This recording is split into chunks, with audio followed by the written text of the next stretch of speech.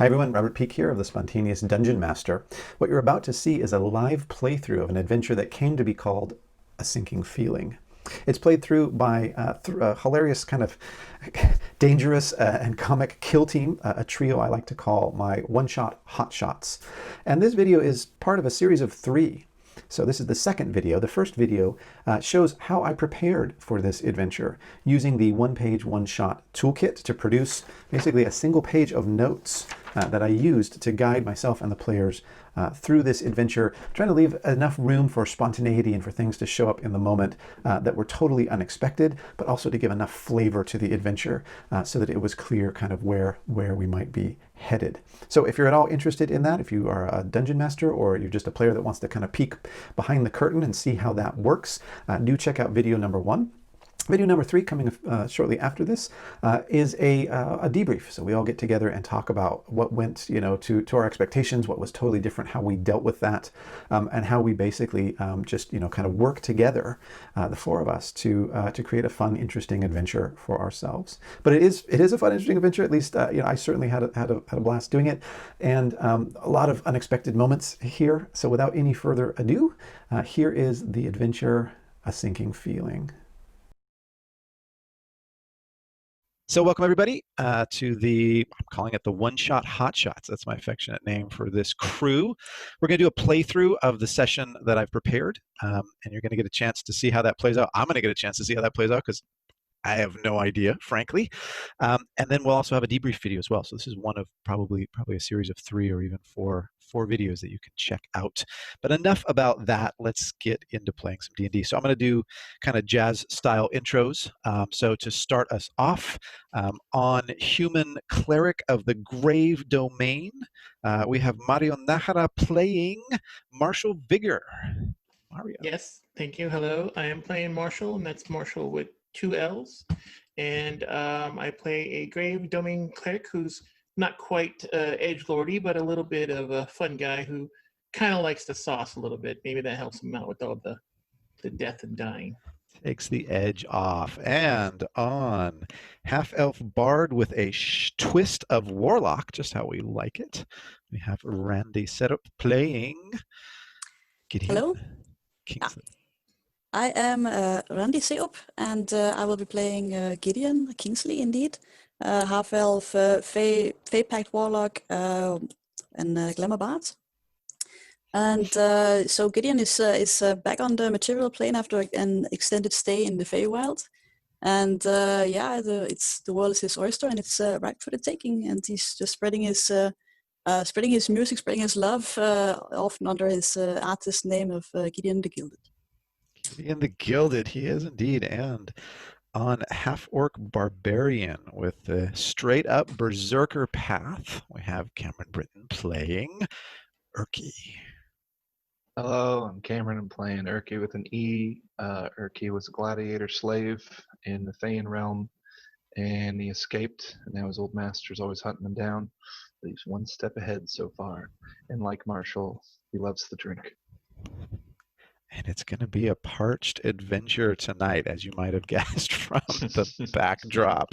So have your beverages at the ready and be sure to stay hydrated. So should we play some D&D? Should we get into this? Let's do it. Yeah. All right.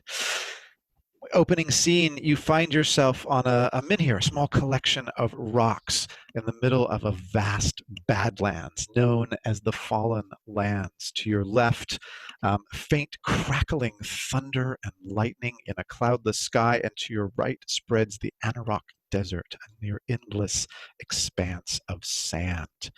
As you are rubbing a bit of that sand out of your eyes and peering around bleary-eyed at this desolate and deity-forsaken place, we flash back to how you got here. 3 days earlier, in the sleepy town of Parnast, on the road through the Anarok Desert, in a tavern called the Mellow Satyr, you find yourselves in front of an elf by the name of Baron Gold Petal.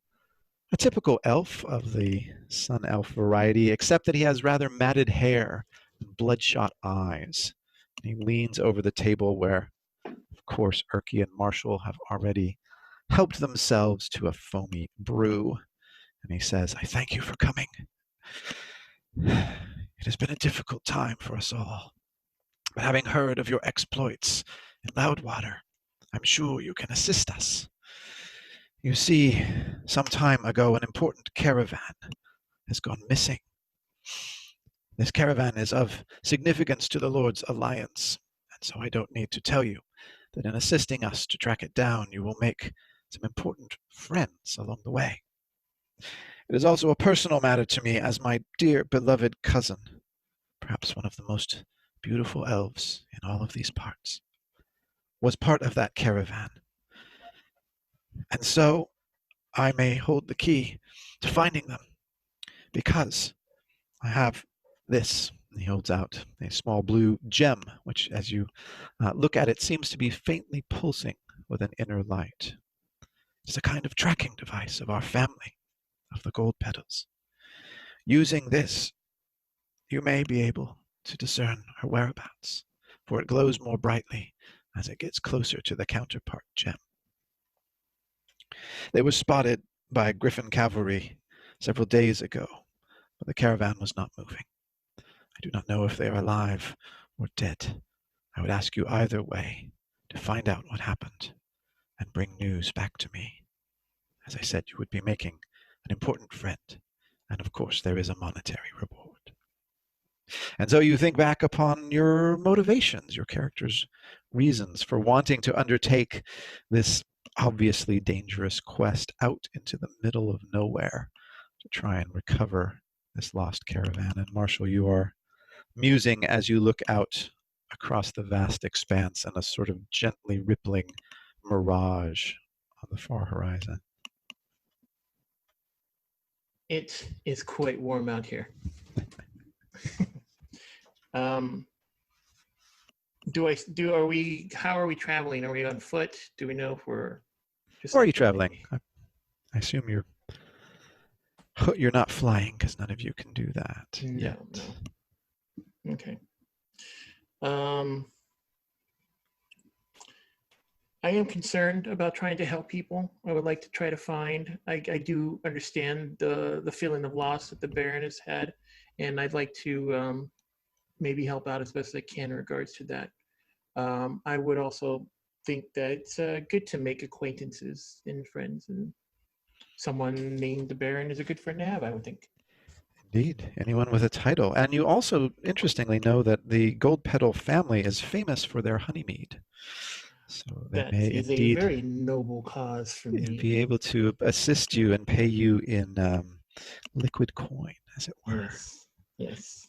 Of course, Gideon, you are also reflecting on your reasons for being here, as in the distance, an old lightning-struck tree begins to waver gently in the howling wind. Mm. Well, often the most harsh circumstances make for great tales. Doesn't really seem to be that much action. It's like a search and rescue mission, hopefully. But that sounds just perfect for Gideon. Not too much risk, and of course he's always looking to make friends. So sounds like a good idea. Might be able to make some connections. Perhaps he can. Make arrangements for somewhere where he can perhaps go perform, or just basically work on his network. Indeed. Always networking, always hustling in the musical arts, and the Gold Petals are an influential family after all, so never bad to be on their good side. And finally, Erki, as you look out over this vast expanse, you notice that lightning-struck tree is beginning to sink into the ground, along with perhaps your hopes that this would be a simple mission. You reflect once again on why you are here. Erki once again realizes that just because he's bored doesn't mean he should accept the very first mission offered, because now he's in a vast desert with the only clue a tree sinking into the ground. But should this turn out well, influence is important, drink is great, and money's good. So hopefully something exciting happens on top of that. And with that wish for something exciting to happen, Gideon, you with your high passive perception are the first to spot it. A fin off to the east, about 50 feet away, emerges from the ground, well, maybe 4 feet high. And to your left, off to the west, another fin. And these fins are traveling in opposite directions. Indeed, they are circling the very collection of rocks upon which you now stand. And your keen half-elven eyes discern that behind them the ground is rippling as though becoming liquefied, and the circling becomes spiraling as they close in on your position, and everyone can roll for initiative. I'll be honest, it took me a minute to realize you meant fin like a dorsal fin and not like Finn like a someone from Finland. Nordic people appear in the desert. Finish. Prepare for battle. I say battle. It's a coming. Oh. 16 for Marshall. We do have one Nordic person, but she's not a Finn. 16 for Marshall. Well, that's why I thought you were tailoring it for her. Oh, it begins. All right. 16 for Marshall. Call him out. Huh? 13 for Erki. 13 for Erki. And Wrong Gideon 8. had a whopping 8. All right. Don't The look at me like that. The dice shaming will begin momentarily. Okay.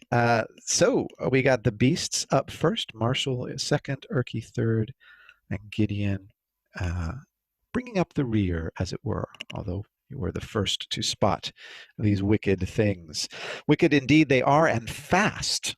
They close that 50 feet, and you find them rearing up now on the north and south side of this fairly large collection of flat rocks. They rear up and they attack. The first creature, as it surfaces, you see it looks like a kind of like a weird combination of a crocodile and a hammerhead shark. Its eyes are kind of out on side stalks, and this single fin on its head it seems to use as a rudder as it churns up the ground beneath it.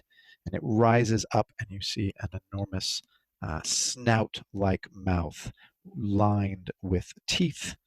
And they go after Marshall and hit with a 25 against your AC of 17.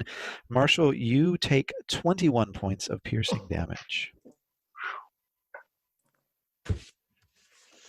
And you are grappled. And you are restrained by that grapple as the creature now grabs you by the leg and begins attempting to pull you back down under the ground. It now lashes out with its tail at Erki. And I believe that is also a hit at 25. That's a hit. You've got 14 points of bludgeoning damage and now need to give me a strength savings throw. 18. 18 is enough, and you manage to keep your feet, though you take a mighty hit from this enormous armored tail. But that's not all. The second beast comes forward, attacks Erki with its horrible bite, and manages a nat 1. The jaws go snapping far and wide from you, and you almost chuckle, except that you know what just happened to Marshall. The tail, meanwhile, then whips around at Marshall, and that is another hit, Marshall, for 14 points of bludgeoning damage. Yeah. And you're not going to be knocked prone because you're already restrained. Life can't get worse for you with a speed of 0, disadvantage on your attacks, advantage on attacks against you, and the imminent possibility that you're going to be dragged under the earth. Fortunately, though, it's your turn. Well, this is all so sudden and also terrifying. And I don't know how to swim in dirt. But I also do not want to die. So I think what I'm going to do is try to save myself as best I can. You know what? I'm going to trust Gideon to do something cool. I'm gonna, on the one that's grappled me, I'm going to, I have my domain spell of Path to the Grave. Second level, choose one creature you can see within 30 feet of you, cursing it till the end of your next turn. Next time you or an ally of yours hits the cursed creature with an attack, the creature has vulnerability to all that attacks damage. Then the curse ends.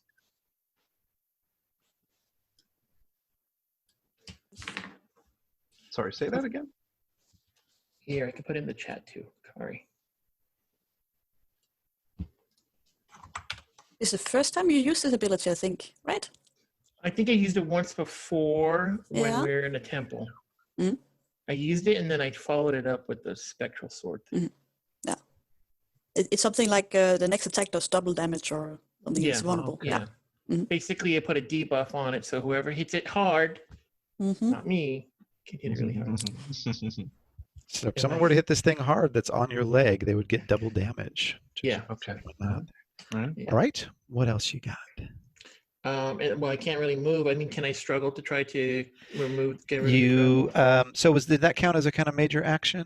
Yeah, that's pretty much like my action. Okay. If that's your action, you can on subsequent turns take an action to try to escape, obviously. But in this case, I think you're just hoping someone just hacks it off of you, basically. Yeah, I can't imagine who that would be. That's, Okay, no that's move good. as your speed is 0. Any bonus actions? No bonus actions. Okay. Can't imagine who that would be, No but roguey trips. Can't do stuff like that. not multi-class. Erki. Just actually, as a minor action, I will pray. Good. Your both hands are free Yeah. to petition to Osiris that Curse today of not life. be your day. That's right. Blessing and cursing. Yeah. You're going into the dirt. All right, Erki. You're up. How many do we see? There are 2, one to the north and one to the south. You're in a kind of triangle formation, the 3 of you, and they're biting one and tail whipping another, and just they're up on the rocks, Coming at us. coming at you hard. Erki yells, "Nobody bites my drinking buddy," and he bursts into rage. This is bonus action, as he's wont to do. And then he grabs his great axe with 2 hands, takes a mighty swing at the one attached to Marshall with a 20, unnatural 20. Nat 20. Nice. That's Unnatural. unnat 20. Unnatural 20. Still a Yeah. nice one. So these things are AC 14, just so you know, for future reference. Okay. That is a hit. So give me some So- damage. Damage is 3 plus 4 plus 2, which is 9. Okay, the I did creature that. takes the hit. But Um, doubled, right? Because of the curse. So and it is 18. doubled because of the curse. So 18 points of damage, right? Mhm. And then Erki gets 2 melee attacks. So he's going to do that again. And this is a 17 So that's a hit. with damage of 7. Didn't roll well on those. 7 doubled is. Oh, is it only is the that first still hit? double? Is it only the Okay. doubled, or is it the first hit? I think it's just the first one. It says Almighty vulnerable Grave. to that attack's damage. Got it. All right. First one's doubled, just another straight 7. Okay. Your blows go slicing in through the armor of the beast, and it begins bleeding out a kind of thick purplish colored blood. Any move, any bonus, anything else? The rage was my bonus, so I'll just cackle. Just a little, just a cackle. When in doubt. Gideon, Mhm. you're up. So Gideon realizes this is a little bit his bad because he saw those things coming, but yeah, he's not as traveled as most people, so didn't really realize what it was until it came out of the ground. Yeah, he steps forward and he says, "Oh, by the way, we are being followed," and then he starts playing his lute. And he starts weaving his Fey magic into it as he casts Bane on the 2 creatures within 30 feet of him. They are indeed. You're basically all in melee. It's a charisma saving throw, DC 16. DC 16, thank you. And that's your spell save is 16, yes? All right. I'll note it for future. Charisma save. These things, aren't terribly charismatic. But one of them smiles a kind of crocodile-y smile with that nat 20. Mhm. The other, however, fails his savings throw. Mhm. And the one who is smiling is the one who is not grappling Marshall at the moment. So that's a D4 to subtract on attack on and saves for that creature. Okay, so the one grappling Marshall failed. So he is a minus D4 on attacks and save. Mhm. And for my bonus action, he turns to his companion who is currently being grappled, and he says, "Father, I believe in you, not because you're infallible, but because you never give up. You're bardic inspired, 1d8." I appreciate your kind words. All right, you got it. That's for any D20 roll. Gotcha. It's D8 on a D20. Okay. Anything else, Gideon? I think I'm good where I'm in melee with any of them. It's hard not to be, really. These things are up on the rocks, and yeah, you're pretty close to all three of them. I'll just stay put. So probably not a good idea to try and jump to an adjacent rock unless you take the dodge action first. Okay, the creatures are up. These beasts. The first one dislikes, apparently, Erki's beating up on his buddy. It may be that they're drinking buddies as well. And so he goes after Erki once again with the bite. An 18 to hit. Erki, you're on AC 15, is that right? Yeah. An 18 to hit is going to be a hit, Erki. And you now take 21 points of piercing damage. Piercing, so it's therefore halved by your rage mode. You are, however, unfortunately grappled. I'm not Erki. Oh, he is. Yes. So that's 21, or is it 21 over 2, so you're just going to take 10 points of piercing damage in rage mode. Okay. You are grappled and you are restrained. So you are at the mercy of this thing in terms of it pulling you around in the grapple mode. The second croc is just really happy that it latched on to a delicious priest and is going to try and take you back to his burrow. So go ahead and give me a strength check there, Marshall, as he attempts to not only grab you, he's got you, but he attempts to drag you down. One of my greatest attributes. Indeed. Inspiration, do I declare it before or after? No, after you see the roll, but before you know the result. Okay. Well, do you want to risk it? Yeah, I don't want to risk it. All right, I'm going to use my bardic die then. All right. Let's go. Oh, okay. I declared that I'm using it, but I did roll a nat 20. Oh, I guess I roll it nice. anyways. How super Don't nice have do I roll to. it? You don't have to. It's after you make the roll. You have to make the roll, but before you know the outcome. Oh. So you got your well, D8 still nat okay. 20 it, and you hold your ground, Marshall, with one leg half swallowed by this prehistoric shark sand swimming beast. Your other leg digs deep into the stone, and you pull up and resist being dragged into the sands themselves. Well done. This thing, however, does Marshall will be saying like, yeah, I'm sorry, I barely know you to retire to your domicile with you. Start kicking it. Creature spoke common, it would be blushing. But actually what it speaks is tail lashings. So it's going to try and hit you with its tail at advantage because of your sorry conditions. And that is a hit for 14 points of bludgeoning damage as it whips around with its own long whip-like tail and slices across your cheek as though it were slapping you for that previous cheeky remark. But of course, we all know that's not possible. Okay, and with that, Marshall, you are up. Okay, so at this point, I am really starting to feel some of the life ebb out of me because I'm pretty bloodied up. So I think what I'm going to do is just heal myself. I'm going to just do a I'm gonna do a 3rd level cure wounds on myself. So I'll use up that. And that's gonna give me 1d8. And then do a 2 more.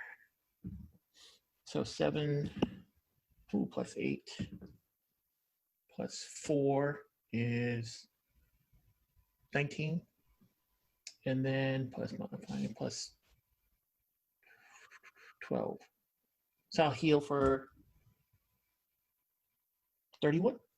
Nice. How you feeling? How you looking? I was looking pretty bad. Now I'm looking not as bad, but I have felt better before. A little bit, the twinge in the leg going on. Yeah, a little twinge in the leg, a little to work out. Yeah. You know, it's something a little bothering Yeah, me you there. tweaked something. Might be a little tendon or something. Little tender. Yeah. I want to see a chiropractor. Maybe the fact that I'm so tender is a problem here. It might be. Yeah. Yeah, it might be. Yes. Might be connected. They like marinated meat apparently. Yeah. So. Yeah. Right. Any move? Any That's all I'm bonus? No, I mean I don't really have bonus moves that I can do. Just kind of steel myself and heal myself and hope my friends help me out here. All right. Firmly rooted and freshly healed. Over to Erki. Erki is so mad that he didn't kill the first one. No, there's one on his leg. He's going to keep swinging at the one on Marshall. Right. So he stares it down. You know, I think that's a solid Erki move. I'm going to give you an inspiration point for that. Right on. I won't. Always deny the that. butcher. It's when you're halfway through a ham hock, you don't care if someone else is on your back. You just keep hacking that ham hock. That's right. All right. It's like when Erki fought that strong box for about 30 minutes. That's right. There's no quit in this half orc. That's So right. first attack was a 17, All right. That's hit with AC 14s. and then with damage that will be a 14 damage. All right. Now he's feeling like he's really beating up on it. Do one more swing. That one's a 19. All right. Give me some Damage. didn't hear it. How much?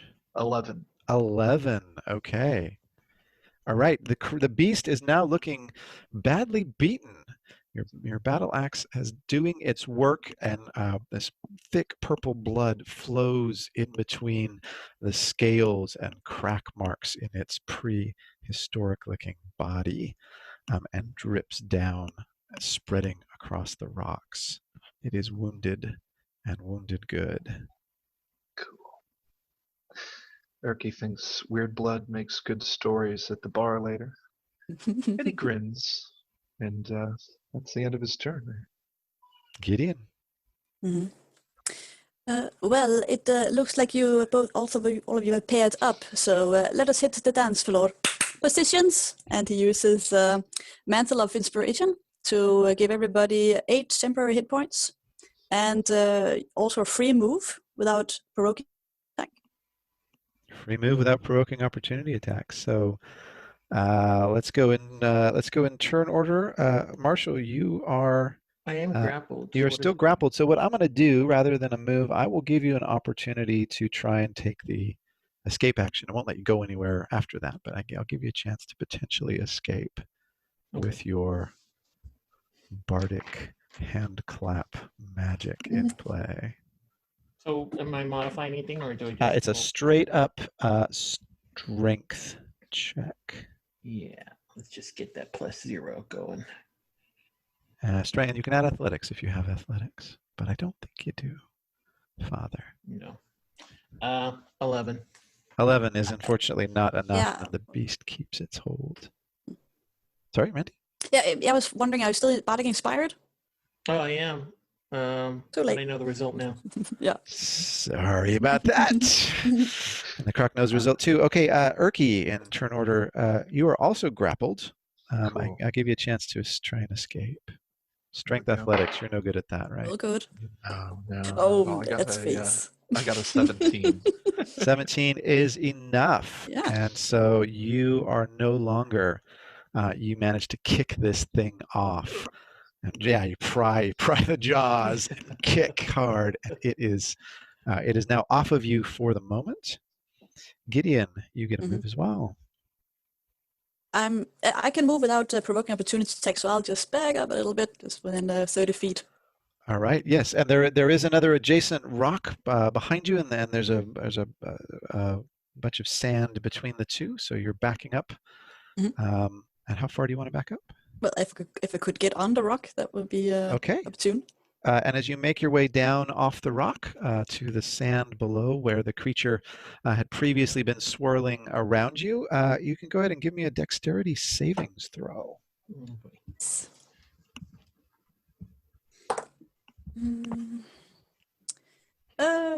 18.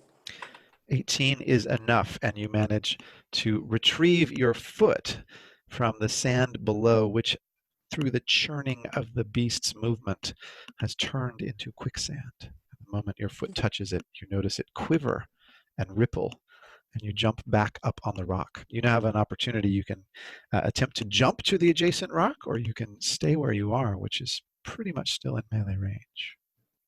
I will move a little bit further away then. I will move. Okay, you're going to try and jump to the rock. Go ahead and give me a dexterity acrobatics check. Let's see how you do just jumping across the little. Yeah, I'm fine. 24. 24 is not a problem. You can do it. You can spice it up if you want. A little backflip. You land and you stick the pose and you land and you're looking good. Make it look easy.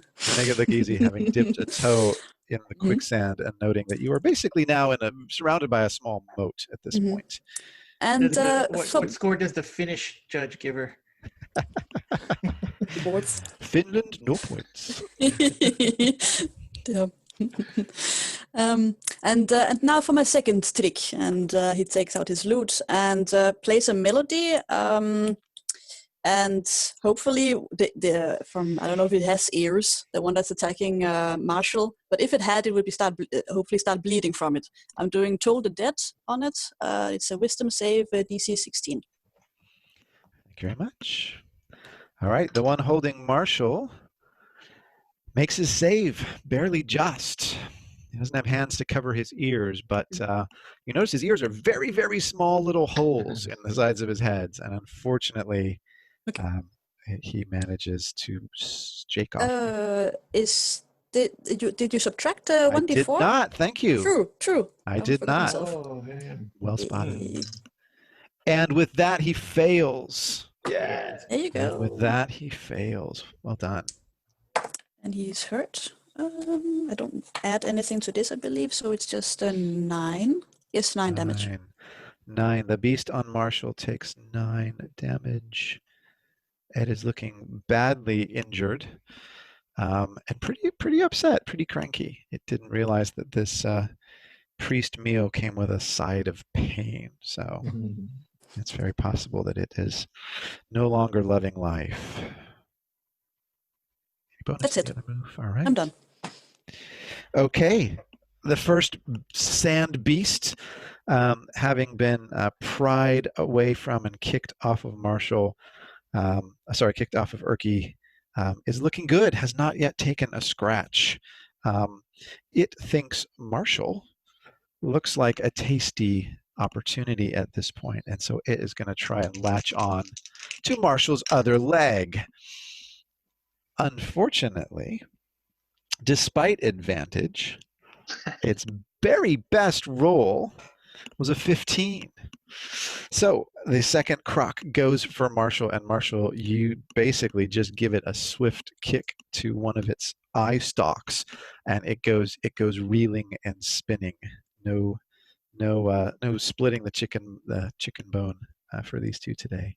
I'll kick it. Marshall will say, I don't need to complete the set.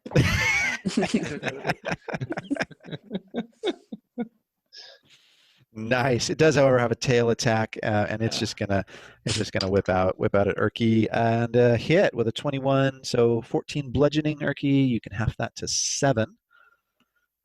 All right. Okay, throw high. Yeah. Sorry. He's he's not cursed. And you give me a strength save. love strength saves. That'll be a 22. Not a problem. You keep your feet as though only a light string were attempting to lash at your legs, although you do take the damage. The second croc on Marshall. He's going to try and drag you down with him. So let's go ahead and give me a straight up strength contest. He's going to have to take a minus D4 on his. Tell you what, Randy, why don't you roll the D4 for me, because Sure. it's fun to All right. I'm get gonna the roll effects of your without own looking at the result, cursing. and then I'm gonna call my bardic inspiration. I'm tired of this. Okay. Let's see, 13 plus 3, 16. 16 I got 1, so and a 1. on a D4. It's just enough. Marshall, you manage to stick once again, hugging the stone for dear life. And with that, the creature realizing that it just can't seem to uproot this particular little goat is firmer footed than it thought. It releases its jaws and slides back down into the sand, attempting to beat a retreat. And you know what that means. If you want to, two of you that are standing in melee both get to take a final swing at it if you so desire. So let's go and turn over to Marshall. Yeah, I so desire. I don't know if I want to. You know what? Is it just a straight up melee? Is it an attack, or can it cast a cantrip? You get a single attack unless you're if you're a warcaster, you could. But I am a warcaster. oh, I think the warcaster feat lets you cast on your opportunity attacks. Am I It's right? a spell Randy? that targets one creature. Yeah. It's not an area effect, but you get something that targets one creature. You don't get to fireball on the way out, but you do get. It would just be my sacred flame. That's all I would do at him. Yeah, why Because not? I mean, my strength attack's not that great. All right, beastie. I will. You got an AC 14. Yeah. And knowing that, if you want to roll your damage dice with your attack, feel free Yeah. to combo it if you guys are into that. 2d8. Oh, I'm into it. It's called instant gratification. Stroke payback. Well, actually, do I even need to do it? He has to say because Dex. Oh, he's a save. All right, Yeah. Dex save, and your spell save DC is a 15, I believe. Yeah, it's actually 16. Hey. Oh, it is. Sorry. It's 15. You're correct. It's still 1-5. 15. All right, nice try. Sorry. Dex save. These things don't look massively nimble. Certainly not as nimble as our buddy Gideon. And that's a fail. What happens? All right. And he's gonna take 2d8 to the face. 2d8 to the eye stalk. And 3, 9.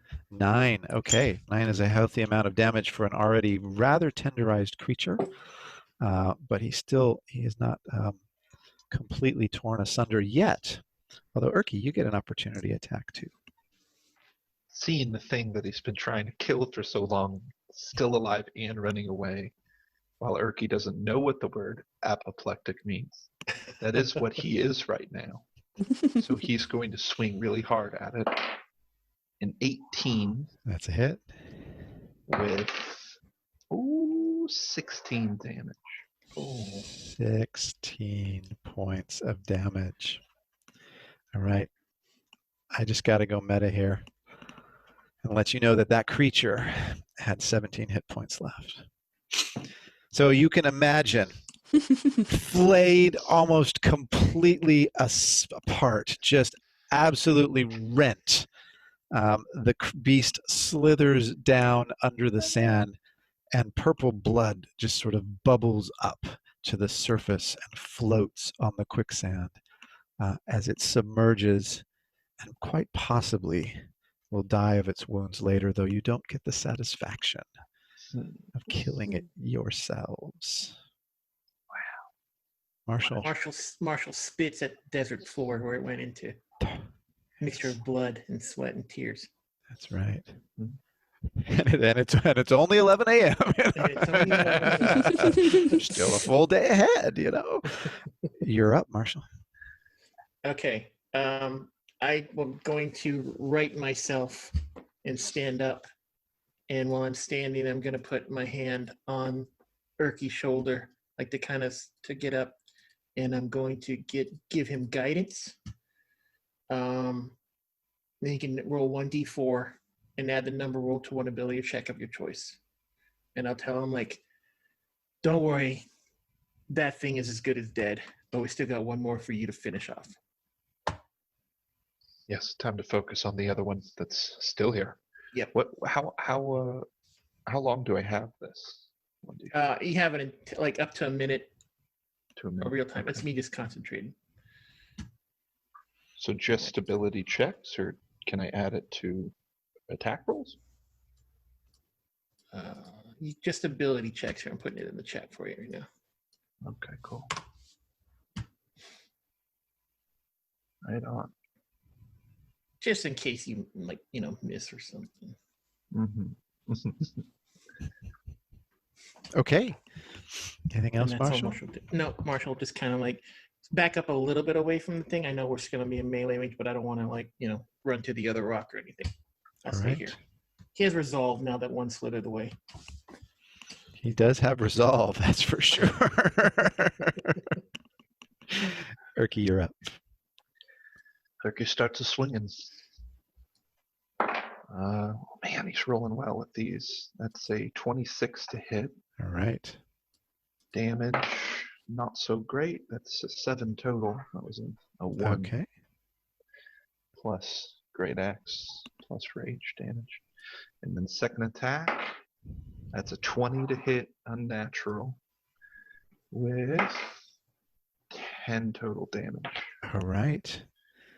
This thing is now starting to take some punishment, having been heretofore pristine. And you managed to get a couple of good slices in with a satisfying thump. Anything else? That'll be all. Gideon, you're on the nearby rock. Yeah. Playing your lute. Mm-hmm. So indeed, he turns towards the last remaining creature, and he says, "Whew, your breath would put an what to Alfred's breakfast." That's a vicious mockery. Vicious mockery. All right, we got to save. Wisdom 16. Yeah, I believe we did encounter a Otyuk in another one shot. That garbage Yes, creature. the garbage creature. You did indeed. Yes, in Waterdeep, used as a street sweeper. That suddenly malfunctioned. Yes. Gideon, does it have to know common? I'm pretty sure not with this one. It's a vicious mockery. It doesn't have to hear me. No, The target can hear you. it just gets the idea. That's all. It doesn't. It just gets the. It just gets the. It just gets the bad vibe, basically. Yeah, I'm using a very harsh tone. That's like, right. when the dog is being naughty. That's right. That's right. The dog doesn't have to know what you're saying. The dog knows you're angry. The dog knows. Bad All right. prehistoric sandcrawler. Bad. Down. No biscuit. Well, they're not very wise, but they're rolling pretty well, and the creature seems unperturbed by being compared to an Otyuk, perhaps even slightly flattered.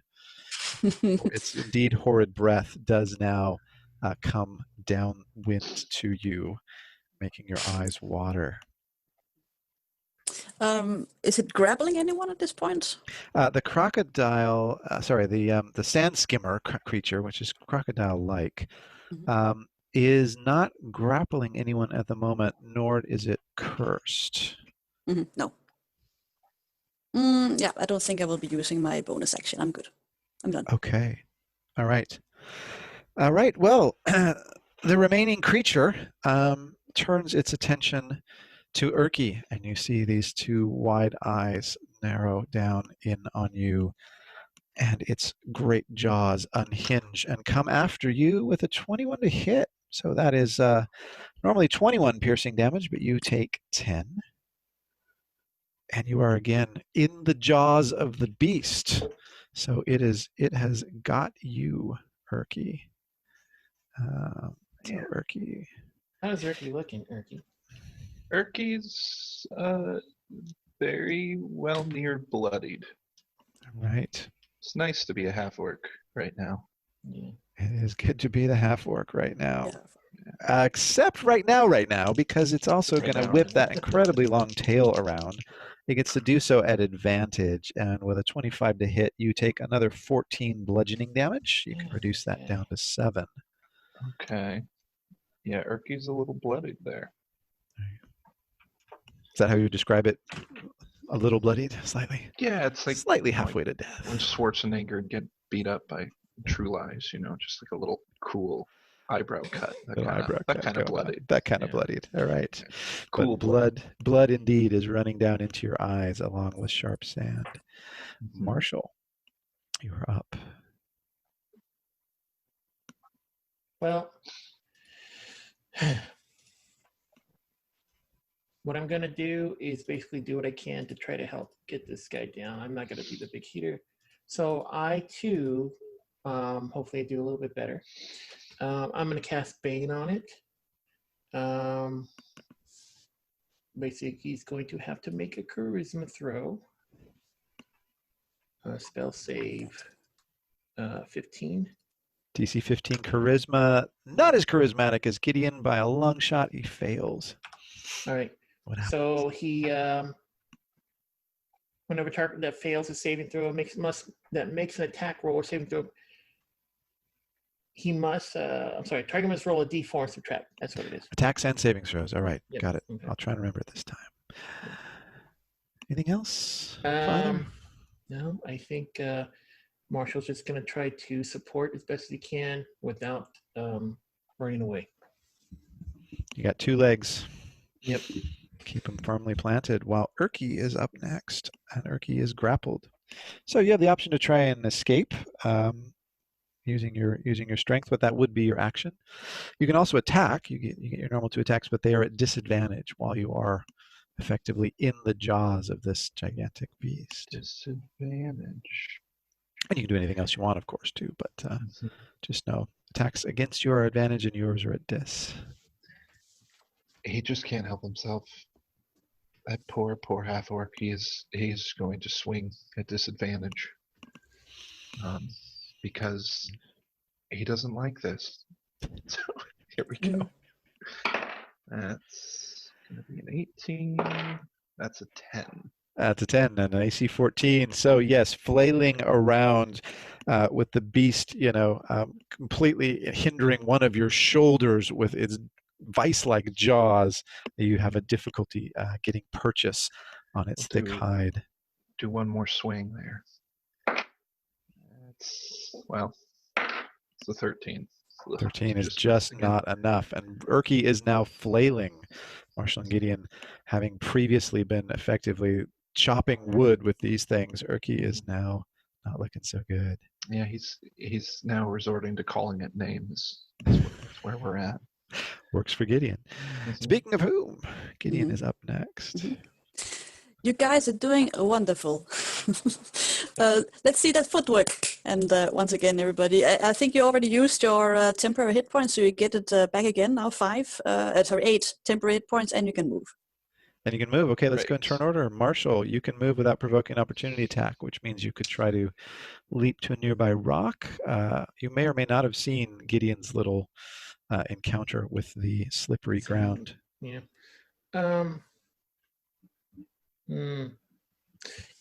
I don't want to leave Erki, but I can do a lot. I can do enough for Erki from another rock. I've had enough bloodshed. I'm a little worried about that tail, and I'm like, I'll be right over there, chap. And then I'll try to go over to the other rock. Try to go over the nearby rock. Okay. I'm not sure whether you saw Gideon I would say he didn't. He was I think probably busy. not. Yeah. So give me that dexterity savings throw as your foot hits what is effectively quicksand all around you. This is probably gonna be horrible. I have 15. 15 is exactly enough.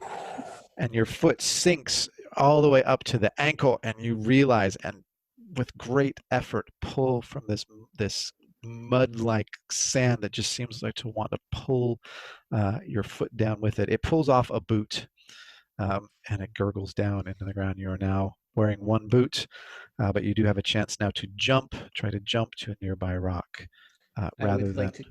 I would like to try to jump at the rock where Gideon is. All right, jump on over to Gideon. Give me a dexterity acrobatics check.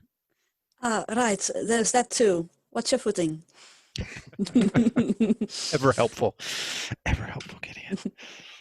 Oh boy. Super diving. This one is a 11. 11. Okay, and you land just short of the rock you were attempting to jump into.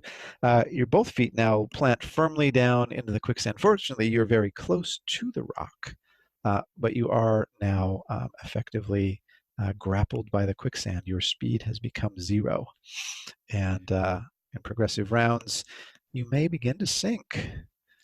Side effects include sinking. Bloody tired of this very thing here trying to eat my feet.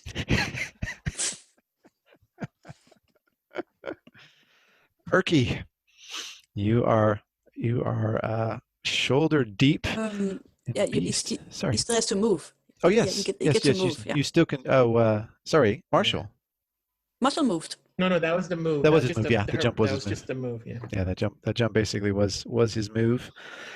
Such as it was, landed him in the good stuff. Erki, you're up.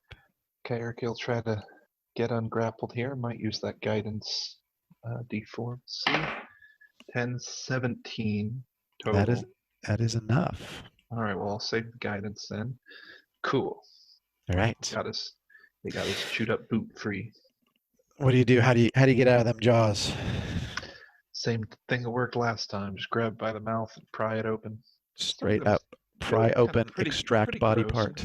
Spit in its mouth as I do that. Pull my foot out.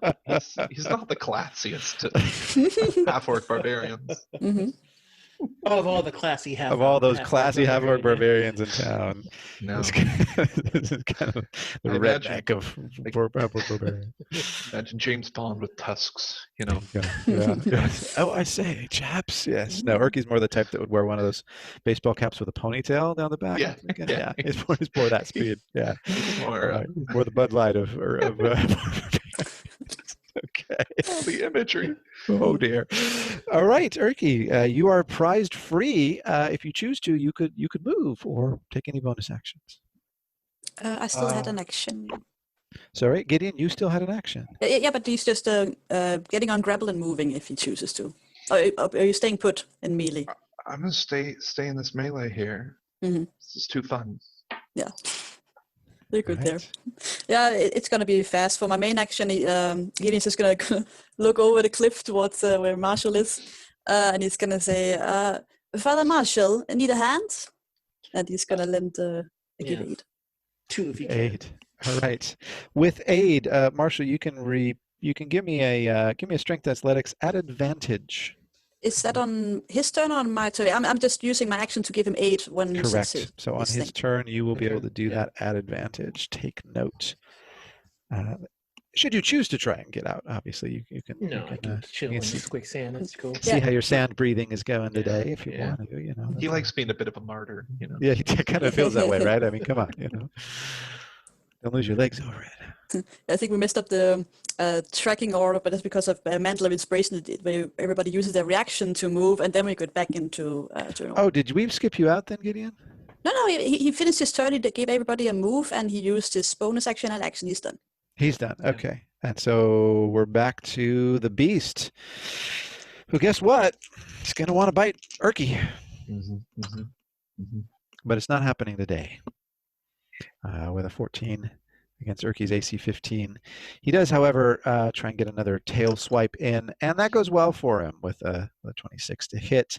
So 14 bludgeoning, which you can reduce down to 7. And now that you're not in his jaws, you need to give me a strength savings throw. Although I think you're not too bad at those. That'll be a 17. All right, that's enough. You keep your feet, even though you take the hit. He whips it, but not whips it good. Marshall, you're up. Well, you're not. You're down. You're slightly down. You got to get down to get up, I guess. That's right. So I will try to take Gideon's hand and get out of here. So whatever I got to do. Gideon's hand you take. So you get your strength athletics at advantage. Dropped it. Not on the floor. It actually was up on my foot, so I couldn't see it. I'm sorry. It still counts then. What's with you and your feet? I know, huh? The metagame. That's 13. I don't like that. Strength. I have no strength of leg, so it's just flat. 15. Flat 15 is just enough. You managed to extract yourself. That's going to take half your move, Okay. and then you've got the rest of your move to get up onto the rock. I would just like to Okay. kind of stand myself with my one boot and my one sandy foot and just kind of dust myself off, and Gideon or Marshall's just like, I do not like this place at all, and I do not know why we agreed here. And before you say it was my idea, I understand that. I just still don't know why we agreed to come here. And I do have a bonus action. I can do healing word on Erki, just to be safe. I'm worried about leaving him. I feel bad about leaving him on the rock. All right. So I'm just basically I'm going to cast it at second level, and then that gives me the ability to do 2d4s, and I roll at the same time. Well, I think you guys are doing great. Appreciate the words of support over here from rock number 2. Ooh, 4 and 8. Oh, 2 4s plus 4. So 4 times 4, 16. Oh, wow. 16 health points. 2. Okay. All right. Erki is well away from bloodied again. Yeah. So that's good. I just don't want Erki to have to worry about his life and just worry about the life that he's taking. Yeah. You know, that's all. I'm just trying to help me help you kill that. That's all. That's true friendship, I think, right there. Yeah, in a really disturbing kind of way. Okay, anything else? Mark? Erki puts himself at risk, and everyone tries to keep him out of it. Very nice. Welcome to D&D. Erki, you're up. Erki's swinging with an axe at a prehistoric sand crocodile, and he's hitting so well. 23. Yeah. Keep it Roll up. that Keep it up. Damage is a 13. Okay. All right. A nice solid hit. Now that you're no longer in its jaws, you resume with your wood chopping exercise, chopping deep into the hide of the beast. And he begins to start to bleed a little bit. He's not fully bloodied, but he's not looking great. Let's try to hit him in the same spot. See if Why we can not? get that. See if you can get that open. Flow in there. This is an unnatural 20 All right. with 13 more damage. 13 more damage. Okay. He is definitely looking bloodied up after that as the second hit follows and the creature begins to open up a little bit like a lobster. You're starting to see some of the insides of the beast, and it is not pretty. Nor the outsides, frankly, but still. Mm-mm. Looks beautiful to Erki. All that pretty blood. So that'll be Glistening his in the turn. sun. Gideon, you're up. Gideon turns towards Erki upon seeing him doing that, and he says, once I made the decision to stand by your side, I made the same choice once again from this rock. And he gives you a bardic inspiration, D8. Awesome. So I can use that for any 20. Yeah. Okay, Right. great. Indeed. And then he turns towards the last remaining creature, and he says, so, how does it feel that you're not worthy of anyone casting a decent spell on you? Vicious Mockery, Wisdom save 16. Take that. Not a wise creature, not today. Between Erki repeatedly landing blows in the same wound, and you rubbing salt and sand in it with that cruel remark. What happens? It takes 4 damage, psychic damage I think it is, and disadvantage on his next attack. Okay. All right, anything else? I'm good here. I'm feeling good. I'm right where I want to be. It is his turn, and on his turn, having been so viciously mocked, and slashed, battered, and beaten, you see what appears to be a single tear forming in his 2 eye stalks. Oh. And with that, he turns and looks around at you and begins sliding back down into the ground. Erki, you are the last one in combat with him on the rock. You get an opportunity attack if you so desire. Erki says, how do my boots taste now? And does a 19 to hit All right, roll it up. with a 13 damage, kicks him right in the face, Right in the tear. Right in the tear, and the tiny droplet of water goes flying in one direction as he slides down into the earth. And again, blood wells on the rippling surface. It is clear that he is badly wounded, though not as badly as the previous. And both of them are no longer anywhere in sight. And with that, we're out of combat after only 5 rounds. Well done, everybody. Well done. Yeah, I feel well done. I love killing creatures, but making them run in fear feels pretty good too.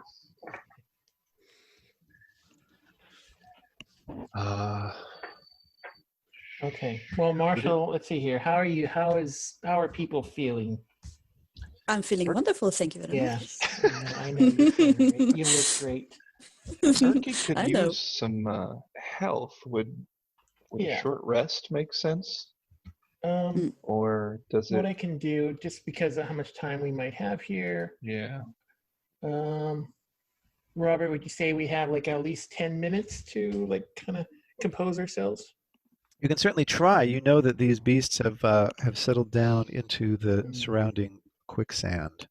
As you scan the horizon for options, you do see in the distance, a couple hundred yards, about 600 feet away from you, there's some kind of sort of crumbled, sort of ruined tower in the distance, stone tower. You think you might be able to get up to like a second level there, and then off to your right, there's also a little bit of a kind of a cliff face, a kind of sheer embankment of some granite. Where you might be able to get up above enough that you don't feel like these things are going to grab your legs while you're trying to perform rituals. That said, if you want to perform a ritual, you can certainly try.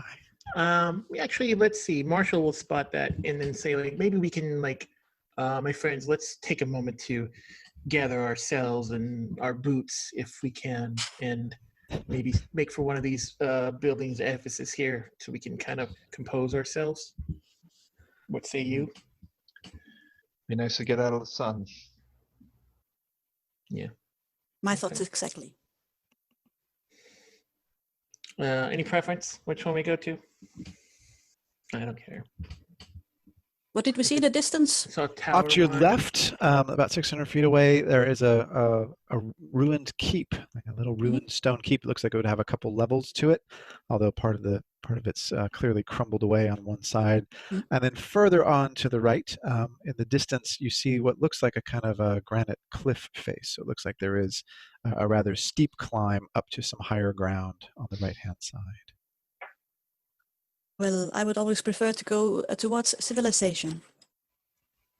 Let's go towards the keep. Sounds good to me. Okay, and as you know, the churning all around you of these sand beasts has rendered the ground somewhat unstable. There aren't enough rocks from here and there to just leapfrog it across, so you're going to have to develop some kind of strategy to get there. Let's see here. Well, I can cast guidance on myself. I don't, because I don't have any like good ability to like agility checks, so that'll just give me a D4. So that I maybe can use that for myself. I don't know if you guys have anything that might help you, or what your dex is, or anything. You gave me guidance. Gideon gave me a bardic inspiration. I didn't use either, but I don't know how much longer I have them. Guidance lasts for 1 minute, so that's going to be running out. But Bardic Inspiration lasts for 10 minutes. Great. Okay. We should get there then. We definitely try. You know that the creatures began sort of swirling toward you about 50 feet out, so you're going to look to try and hightail it across the unstable ground. It's going to be a bit of a run to try and get to hopefully what is stable ground further out. Works for me. Uh, I have advantage on dexterity saving throws. oh, that might help out then. Mhm. All right, Marshall wants to get off this rock, and so he'll do guidance on himself, and then try to, as fast as he can, go towards that keep. All right. So you're going to try and run basically across the sand, and there is another rock a little ways away that you can get up onto. Yeah, I mean, if there's like rocks, I can there make my are, way to yeah, it. I will. That's what exactly. I want to do. Yeah, Exactly. if I can, yeah, Super Mario it. You're going to try and Super Mario it. So we're going to do these as some skill checks for you. Erki, what's your strategy? Similar, same, different? Similar.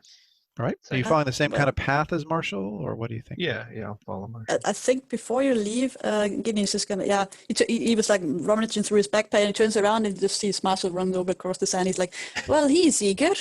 Erki, would you mind, should we perhaps we should tie each other with these ropes, so in case if one of them us gets trapped, the other one can pull them out. Good idea. Right. The two of you are now lashed together, or should I say Gideon is lashed to his strongest and best option of not drowning in sand. So we're going to go with skill checks. Three successes and you get to the keep. 3 fails and your buddies are going to have to try and pull you out of some quicksand. So you can use either strength athletics or dexterity acrobatics as you go either straight trudging through or trying to kind of effectively run on the quicksand. So everybody go ahead and give me your first, either strength athletics or dexterity acrobatics. We're looking at a straight DC of 15. Okay. So All right, mine is just going to be Dex because I have a +1 on that Same. at least. Mine's strength athletics. I'm going to use. And I have that bardic inspiration for 10 minutes, or can I only use it once? You can use it once during those 10 I'm going to minutes. use it once during those 10 minutes. And then it's So you burned can up. roll first and see if you like the roll, and then choose if you want to roll your inspiration die or not. Let's see. I got a nat 20 on my first roll. Now 20 on the first, that's going to count as 2 successes for Marshall. So you only need 1 more. Yeah, And well you are done. first man to the keep. I got 23 acrobatics. Not a problem. Gideon has 1 success. Erki. Erki has 1 failure. Erki's first failure as he just goes straight plowing in. I can do this. And meanwhile, Gideon's going, was this such a good plan? Lash yourself to the Reconsidering. boat anchor. Okay. Round 2. Go ahead and give me your rolls. You want me to skip this one and just wait till the third one? That way, see what they do. Sure. Yeah, you can sit this one out if you want to. That'll be more Dramatic. suspenseful. I got unnatural 20. All right, Gideon has 2 successes. It'd be hilarious if you got dragged down. Cut the rope! No, Erki thankfully got a 17 that time. All right, that's enough. 1 success and 1 fail for Erki. All right, and let's go round number 3. Marshall's closing down the keep. And Marshall, so who's holding the gem, by the way, at this point? Well, it's presented to me and Erki. I would say Marshall, unless Erki protests. I have it. All right, Yeah. Marshall, you notice as you're getting closer to the keep, the gem is beginning to glow brightly. Oh, great.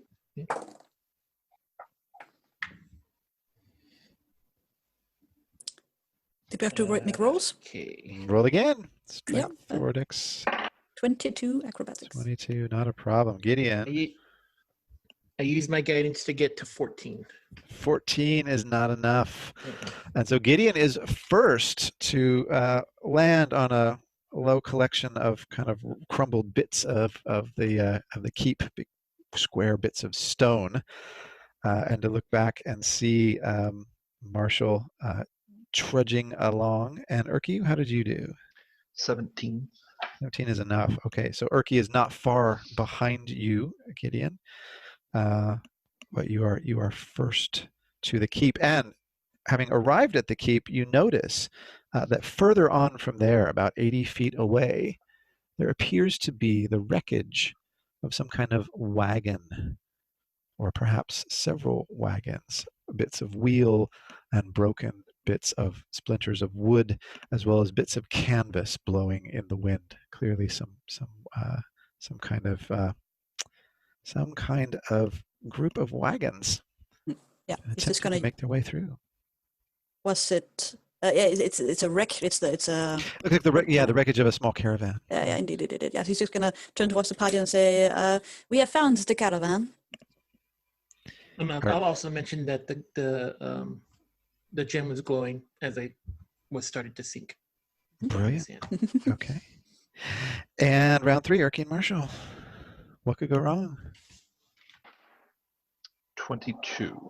22 is not wrong. Erki, you and Gideon are now up on the stones. Marshall 17. is enough. All right. All 3 of you managed to make it. And nobody has to pull anyone else out of the quicksand or pump their legs to get sand out of their lungs or anything like that. The 3 of you are perched on some low rocks outside this keep. It is badly ruined, but still there's definitely some part of the structure still intact. Meanwhile, in the distance, again, you all spot what now looks like the wreckage of a caravan in the distance.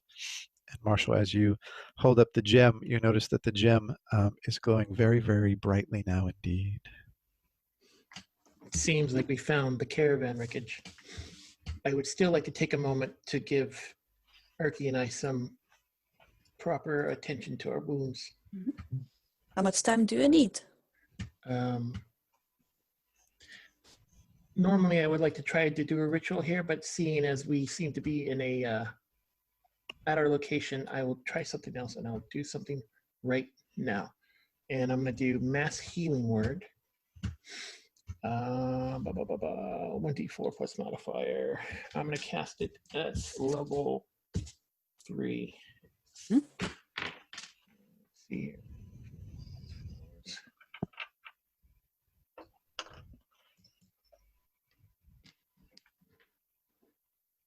Okay, sorry. I'm going to take that back. I'm going to cast it at 4. Just give me that extra. So for me, and like, because Gideon has nothing done, so. No, it's good. What are you doing with your rage there, Erki? 3 and a 2, 5 plus 8. How am I doing with it? Yeah. Does it? Something causes. No, sorry. Your exhaustion comes from. Frenzy. Frenzy and rage. Okay. Mhm. So your Alright, rage we still got- active at this point, or are you? I think it only lasts a minute. Okay. So, Yeah. So we've had several rounds. right. All right, plus 13 HP to us both, my friend. How much? 13, 1, 3. Great. How are you looking? Do you need more healing? Are you bloodied? No. Erki has plenty of health. Sounds good. He should be okay for now. Okay. He still has 1 temporary hit point. That's fine.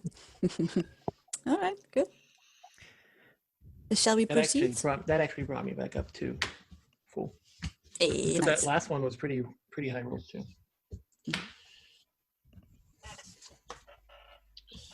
All right. What do you think happened to the caravan? Well, it's possible those bloody creatures happened, but I guess there's only one way to find out. Let's go take a look. After Well, you? I wonder if we start heading whichever way the pulse is, because they could have taken cover in that tower. So we may want to. Are they near each other? The tower. The tower is about 80 feet away from the wreckage of the caravan, which is further on from your previous position. Okay. You want to check the tower out first? Is that what you're saying? Yeah, if it keeps pulsing, the more we head to the tower, they may be in there. All right. Marshall, as you hold out your hand, a little kind of ranging, it does feel like as you get slightly closer to the caravan, the pulsing, the brightness does increase from there. So it is very possible that the reading is coming from that direction. By the look of the caravan, I don't think that is a good sign. Well, let's go check it out then. I'll walk. I'll walk next to Erki, but I'll hold the gem out. I don't necessarily want to be in front. Maybe like half a step behind Erki, Okay. and I'll walk towards. So Erki's in the lead, heading toward the old caravan, and I'm assuming Gideon is leading then from the rear. Leading from the rear, exactly. As ever. Lovely. Okay. So, Erki, as you approach the caravan, as you get closer up into it, go ahead and give me a dexterity savings throw. Cool. Again, at Has 10 minutes advantage. passed? Yeah, it's taken several minutes to get to the ruins. From there, no, it hasn't At been 10 minutes. inspiration. It hasn't been 10 minutes. You still have your inspiration. Cool. And I'm at advantage for dex saves. Well, it looks like it's a 17 on the first one. Yeah, 17. 17 is enough. You notice that the area all around the wreckage of this caravan, you're only within about 20 feet of it now. At least as you kind of touch and test with your foot, there seems to be quicksand between you and the caravan itself. Erki mentions this to the group, and also, do we want to go slowly up to this caravan, or should we call out to see if a warning's a good idea that we're approaching? Maybe our friend's still there. I do not think this creature would be capable of putting up an ambush. I believe calling out would be the best way to find these people if they are still alive. I agree. What say you, Father Marshall? Marshall looks at them and then kind of considers that and just yells out, "I say, is there anyone here? We come on behalf of Baron Goldenleaf." The wind howls back in answer, but no people, no voices that you discern anyway respond. There doesn't seem to be anyone that would answer us here, but we should be careful regardless. Okay. Maybe we can circle around the edge. Are we able to identify the quicksand? Like, is it easy for us to see? Or was it just because like Erki stepped on it that he kind of noticed? Erki was able to kind of test the region, but it is pretty much indistinguishable in terms of the color and the texture of it until such time as you place a foot down and it begins to gently ripple and, as you know, suck at the soles of your feet. Well, Erki and I are still tied together. Perhaps I should move forward since I might be the lightest of all three of us. No offense. Not at all. I prefer to be heavy. After Marshall you. Marshall looks at his beer belly a little bit. And Oh, doesn't dear. say anything. Was that vicious mockery or is that just regular mockery? I choose not to apply disadvantage on the next attack. Yes, just to your psyche. Okay. And at this point, Erki, so Gideon, you're going to head forward. You're going to try and race across the quicksand, do your kind of backflips and skips and hops and lilts, and get over to the caravan. Go ahead and give me a dexterity acrobatics check. 13. 13 is unfortunately not quite enough. And lashed to Erki, you begin dancing out across the waves, and unfortunately, you twist your ankle a tiny bit toward the edge, toward the far side, about 15. I was feet just about to out. do a pirouette at the ending, but You're almost ready to do your final fancy pants move, and your ankles begin sinking down into the quicksand. And at this point, Erki, you feel something. At first, you think Marshall has patted you on the back, but Marshall's not really that kind of guy. And as you turn and look at your shoulder, there is a crossbow bolt sticking out of it. You take 20 points of piercing damage. Okay. And as the bolt, 21 points of piercing damage. And the bolt begins to burn in your flesh, and you get to give me a Constitution savings throw as well. Okay. 22. 22 is plenty, but you know from the particular sensation of this poison that the crossbow bolt was poisoned, and it reminds you of something as it goes coursing through your body, and you will it to not affect you as you know it would. It reminds you of the sting of the lash of your former master, as he would dip it in this particularly painful type of Thayan poison. The crossbow bolt is now pointing, the fletching is pointing directly back at the ruins. Meanwhile, Gideon, lashed to you, is sinking into the quicksand. So go ahead and everybody roll for initiative again. This is what we get for not listening to Erki. 12.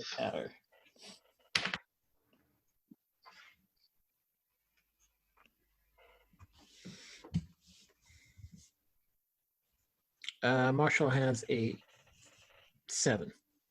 7 for Marshall. I got 22. 22 for Gideon. Okay. Someone is firing on your position from about 80 feet away in the top of the tower. You've not yet been able to spot anyone as yet. But they have clearly landed the first of a very solid blow against Erki. We're going to go Gideon, Erki, Marshall, and then we'll see what happens from there. Gideon, you're up. Well, you're not up. You're halfway down. You're sinking. I'm not sure Gideon would have noticed one crossbow bolt, and he's sinking, so he's just going to try to get up. Try to get up and get out. Okay, pull out, perhaps? Give me a strength athletics check. Let's see if you can get yourself up and out of this mess. I'm not that good at that. On your own. No, I'm not. 9. 9. Yes, let German be your guide. That is not enough, unfortunately, and you begin sinking further down. You're now almost about to your hips. It's coming up toward your belly, and your lovely waistcoat, velvet waistcoat that you prize so much, is going to get dirty really soon. Yeah. If you don't do something. Well, I still have my bonus action, but I don't think Mantle of Inspiration is going to help me here. I can't move my feet, so I don't know. You're in it now, Erki. You're up. You just got hit by a crossbow bolt, and you're starting to feel a little tug on the rope now at this point. So you're literally kind of between two circumstances here. Erki yells, "I've been hit. There's someone in that tower," and tries to give a big tug on his old bardic friend, get him loose. All right, go ahead and give me a strength athletics. If you can pull Gideon along. That's an 18. 18, okay. And Gideon, how many? You're pretty light, yeah? I think so. Standard half elf. I don't know. Okay, Erki, you can manage to pull Gideon back to where Gideon was only ankle deep. Gideon is still restrained. You're still going to have to do some work. But you're starting to win this tug of war with the sand, as it were. You can also move. You can let the rope go slack and move a little bit, or anything else you want, or if you have a Pull me bonus. along? Pull me along. Would it be dragging me then, like if I'm basically grappled? With that 18, he can get you out to the ankles, but then he would have to use his next action to keep doing his oxen routine to plow you out. So Erki's going to. This is a tricky situation. He's going to move as close as he can to the tower and then prepare a dodge action in case another crossbow. Well, your pull actually was your action. I think your pull was your action, I'm afraid. Oh, is that Yeah. Okay, well then he's going to go into rage as his bonus. Definitely go into rage as a bonus. And you are now literally at the end of your tether going into rage, because you've now butted up against where you and Gideon are completely, it's a completely taut rope between you. Marshall, you're up. Okay. So Marshall can tell that where the bolt came from, right? Yeah, it's just pointing right back at its origin. Yeah. Okay. Can I see if I notice anything, like any people or anything in there in the tower? Yeah, give me some perception checks. See what you can see going on in the tower. Not a high roll. 12. Okay. With a 12, you notice the tower sort of silhouetted in the the sinking sun off to the west of you. And there's definitely some kind of a little bit of sort of broken bits of rampart at the top level. It's basically 2 stories. You think you might see a faint glimmer of movement there, but then again, it could also just be the wavering heat and smoke of the land. Is there any cover, like any trees or anything like that? This particular area is fairly barren of trees. There's one sort of dead leafless tree kind of far in the distance, but there are these rocks kind of sticking up at various points. You could certainly drop to the ground, for example, and that would definitely make it much harder for you to be hit at this range. Okay. All right. So what I would like to do is I want to cast Cure Wounds on Erki, and I'll roll it out right now. But what I want to do is kind of also make my way to that cover after I do that, if I can, as far as movement go. But then I would also like to say, yell out, "We're here to help. Please do not attack us." All right. Healing Erki, assuaging your attackers, and ducking for cover. That's what I'm going to try to do. So like, Trifecta. see if I can just kind of, if I can do that. All right, let's see here. So Cure Wounds. We got some D8s here, my man. I feel bad that I didn't get a higher number for you earlier. But we're going to cast it at, we're going to cast this one at 3. So we're going to do 3 D8s. 1, 2, 3.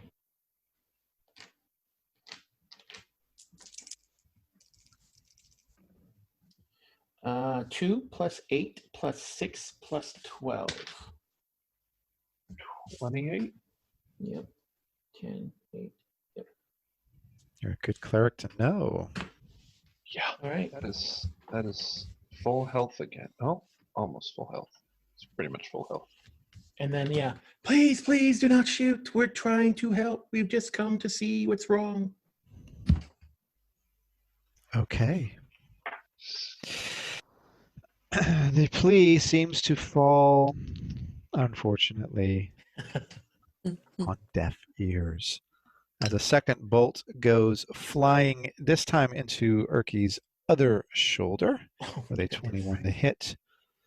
And that is 7 points of piercing damage, which in rage mode you can reduce down to 3. And you get to give me a Constitution savings throw again. And that bardic inspiration is gone by now, I imagine. Or is it still lingering? Is it still up? Bardic Inspiration, 10 minutes. Like, when did I cast it?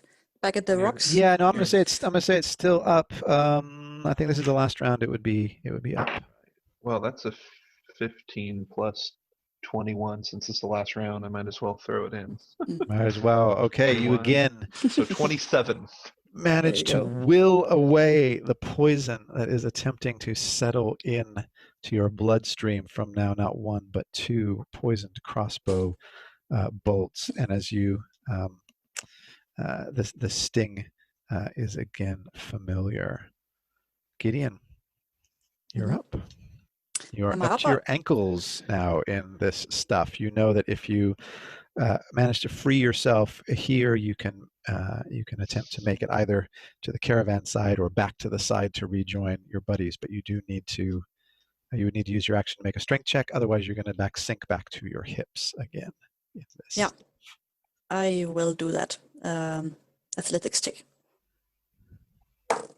Hey, natural 20. Right.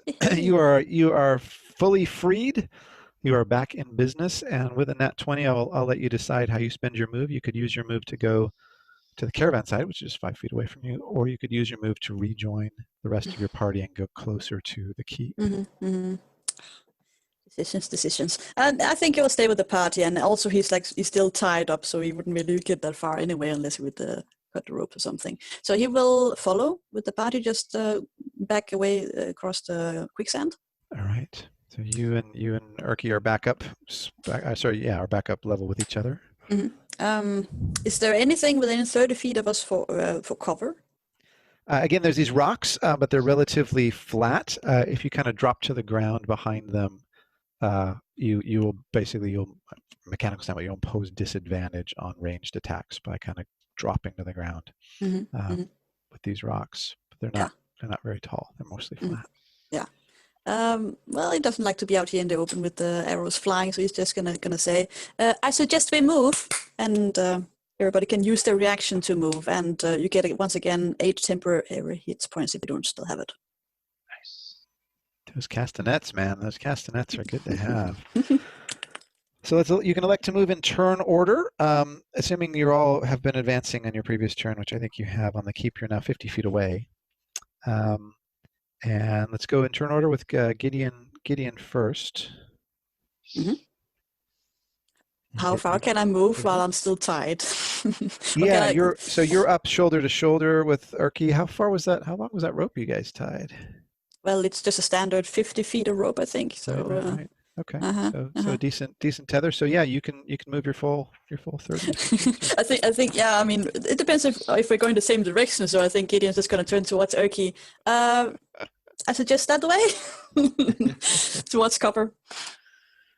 Is cover in the direction of the tower or not? Yeah, there's various rocks kind of scattered along the way to the tower, so you can kind of try and zigzag your way, ducking for cover as you go along if you choose. Shall we? Erki grunts. Sounds like a yes, more or less. Off we go. I think Gideon wanted to say, "Allow me to lead." Shall I lead? Take my hands. I think he's going to be moving behind Erki as cover while we move forward. Yeah. Meat shield time. Okay, Erki, you get your bonus move as well. Yeah. Closest we can get to the tower behind a rock. I can move 40 feet. I don't know. Okay, so you can get a little. You can get a little bit ahead of Gideon, and be his meat shield if you choose to. Okay, Marshall. Can I flat run the complete opposite direction? I'm just kidding. Run away! Into Quicksand! Run away! Yeah, I'll do the same thing. A little exasperated that they're not listening to my pleas to not please kill us, but I'll try to find cover in that direction as well too. Okay, you're all searching for cover, making your way through. And my turn is done. Gideon, your turn is done. Erki, you are up. So you're now within about 20 feet of the keep. 20 feet of the keep. Erki thinking, well, not thinking so much as feeling the memory of his Thayan master, bursts into full frenzy. He is now basically breathing smoke and runs headlong into this tower, axe in hand, looking for blood. So as he moves forward, does the rope like zzz, and then suddenly tighten with the Gideon? Exactly. Yeah. You guys are basically on the toddler leash. You're basically at the mall, making sure the kid doesn't get too far away. Yes. Okay. So you're going to try and dash a full 80 or head up the tower. Or what's the plan? Well, I think I'll get into the tower, and then my bonus action was frenzy. As my action, I'll undo this rope and give Gideon whatever plan he chooses. Okay, give me a wisdom perception check as you make your way up into the tower, and as you get closer. Bear in mind, you also have an inspiration point from early. Not bad. I do 18. 18. 18 is enough. There is a figure crouched at the top of the tower, a humanoid, but not necessarily human, with long black hair and sort of leathery skin, almost kind of dog-like features, leathery reddish skin and sharp pointed teeth, holding a crossbow, trying to get aim on you. But unfortunately, you are just too fast. And so you manage to get up into the keep, and you're sort of halfway up the spiral staircase. When the creature turns and looks at you, you know this to be a hobgoblin, a proud and ruthless warrior. This one is in fact female, and her sort of cat-like, wolf-like eyes glint in the sunlight as she looks down at you. as a predator looks at its prey. Erki thinks, good. You don't have to feel bad about killing these things. Not that Marshall, he'd feel bad about killing almost anything. Marshall, you're up. All right. How far, like, from the keep? You are now closed in at 20 feet. All right. I'm just gonna book it for that as well to support Erki. Looking it to the tower. Okay. Yeah. To the tower you go, and that's a 60 feet. So you are at the bottom of the spiral staircase, the inner spiral staircase. The whole thing is fairly hollowed out, but there's a bit of the kind of second floor upon which this hobgoblin woman is perched. And so yeah, you're a bit of the ways down the stairs from Erki. So do I see the creature or no? You see Erki, and just beyond you Okay. see this rather strange-looking woman, and you notice that her ears are pierced with a series of earrings, numerous earrings along both ears, making them look as though they're almost coated in metal coils. Okay. And then what I'm going to do is I'm just going to cast Bless onto Erki. First level. Actually, do I see Gideon as well? Gideon is kind of off through the archway in the distance behind you. Okay. So what I'm going to do is I'll just cast, because I can see them both, I'll cast it on them. I might as well cast it on myself as well. And sorry, I'm going to paste it right now. 30 feet, concentration 1 minute. 3 creatures of your choice. Whenever the target makes an attack roll or saving throw before the spell ends, can add a d4 to add number to the attack roll or saving throw. And then I say, like, may Cyrus make our strikes true and noble. Because Marshall feels that he gave this creature enough opportunity to not attack us. And that's my turn. Okay. All right.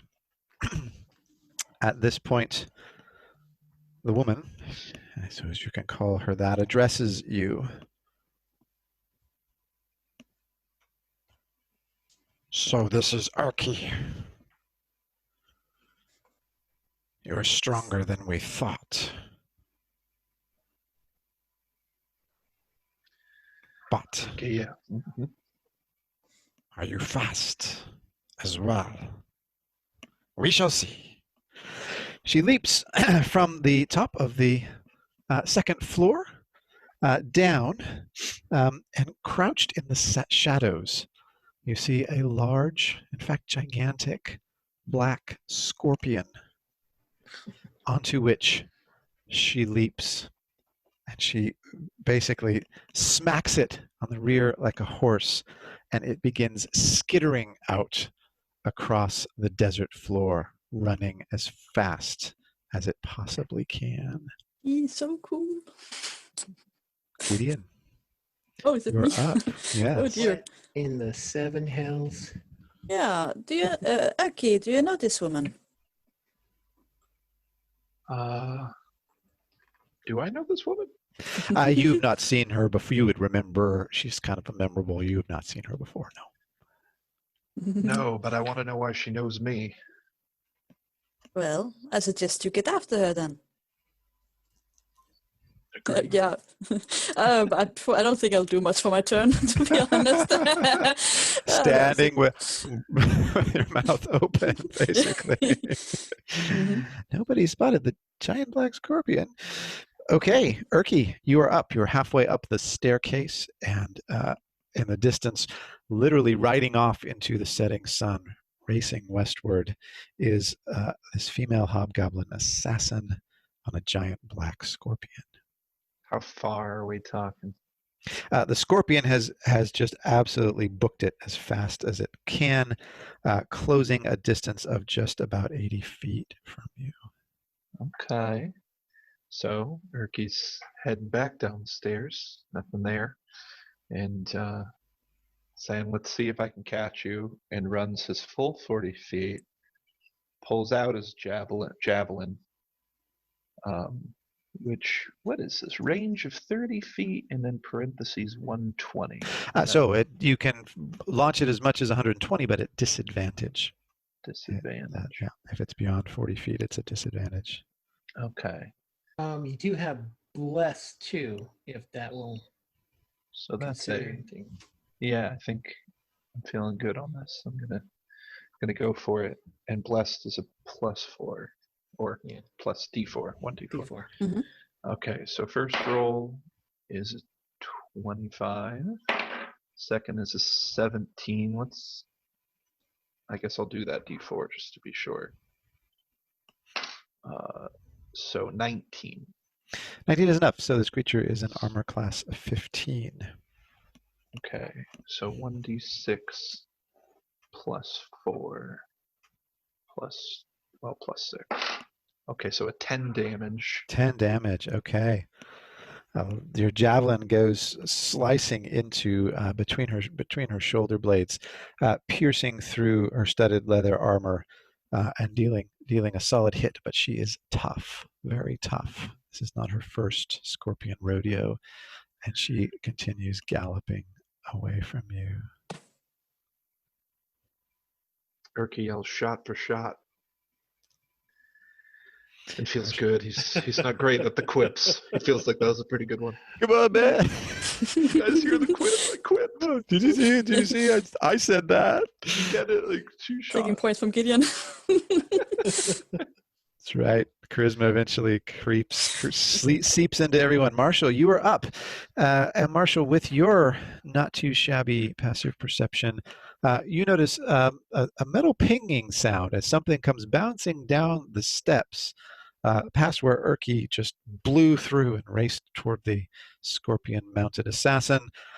It is a golden ring that seems to have fallen off the person of the assassin. And it is there a few steps in front of you, settled into the sand. And I try to pick it up and look at it. And you do pick it up, and it is a golden ring of elven make, and on the kind of decorated side of the ring and kind of all around the ring, there are golden leaves, reminiscent of the name of your patron. They might in fact be called gold petals. All right, so it seems like I might be able to deduce what happened here, or at least who had part of it. Can I run up to the top of the tower and just to see if I can see? I don't think Marshall thinks he's going to catch this scorpion hobgoblin with one boot. So he'll try to see, at least see if he can see what's going on, or see where she was stationed if she left anything else up there. Great. Okay, up to the top of the tower for further reconnaissance you go. Give me an investigation check as you kind of have a look there. And then also tell Gideon, did you see that scorpion? Very impressive indeed. Investigation. I'm not keen to whistle with that thing. Yeah, I have a 10. Okay. Well, the 10 on investigation, you see a few other bits and pieces up there. It appears that she had been camped there for a while. There's some skins, remnants of maybe some kind of fire or cooking that happened there. It's clear that this was some kind of stakeout, effectively. And I guess it's my turn. Okay. The woman, having taken the javelin to the back, reels around, attempting to sort of keep the scorpion racing at a decent clip, and just attempts to fire off kind of over her shoulder an additional crossbow shot. She's going to do that at disadvantage and miss. And the scorpion proceeds another 40 feet off into into the distance. So the scorpion is now once again 80 feet away from Erki. Gideon, you're up. Father, how is that gem looking? Should we return to the caravan? Was the sign not strongest there? I believe so, but I also did find this ring that does seem to belong to Family Golden Leaf. It seems to be the type of inlay that they might use. I'll pull the gem out, the tracking gem, and do I see it clicking anything different from the tower than when we were closer to the caravan? With the gem out, give me a wisdom perception check, because you kind of have a look at that from this vantage.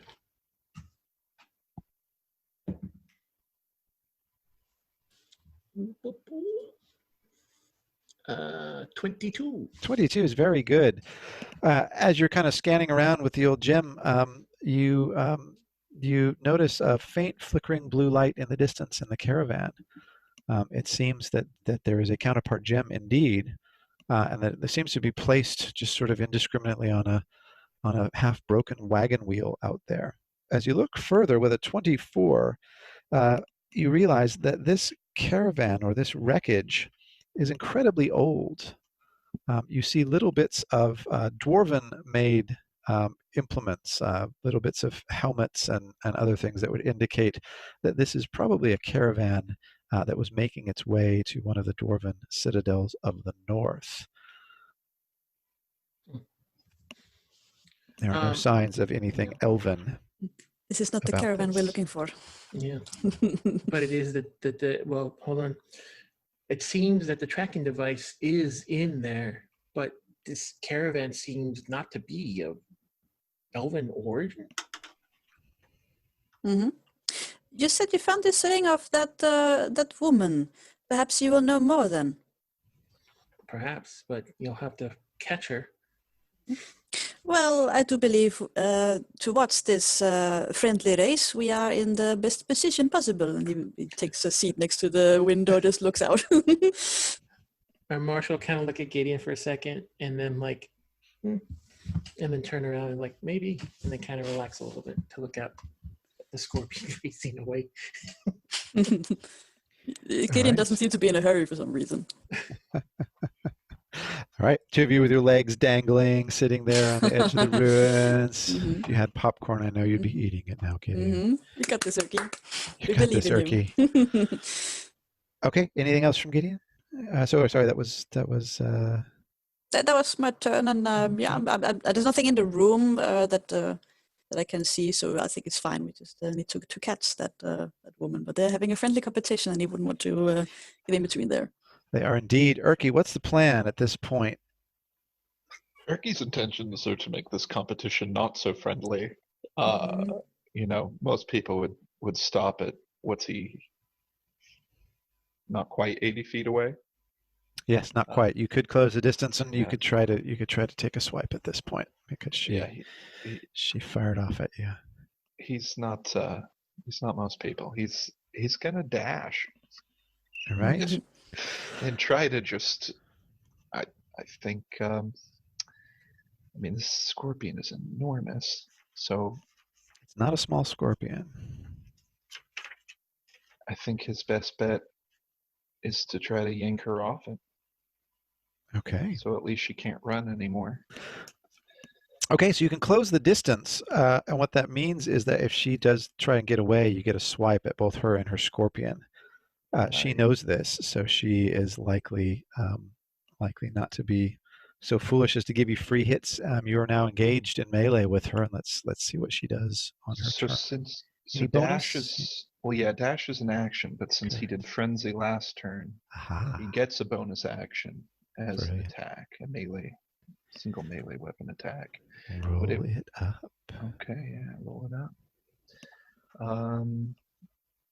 So that's a 15 plus a 22 to hit.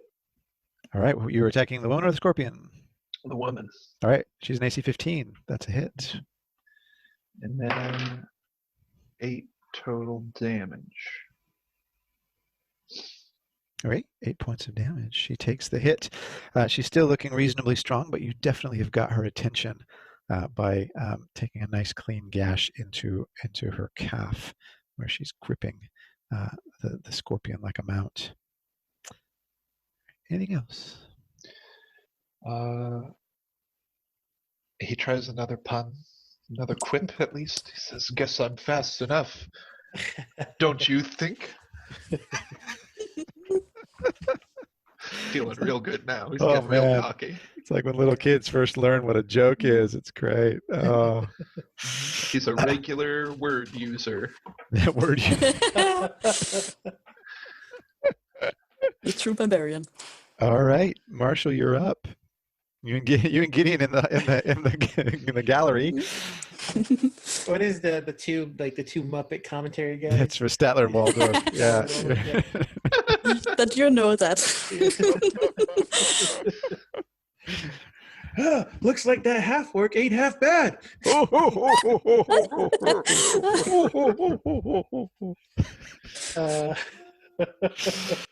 Oh.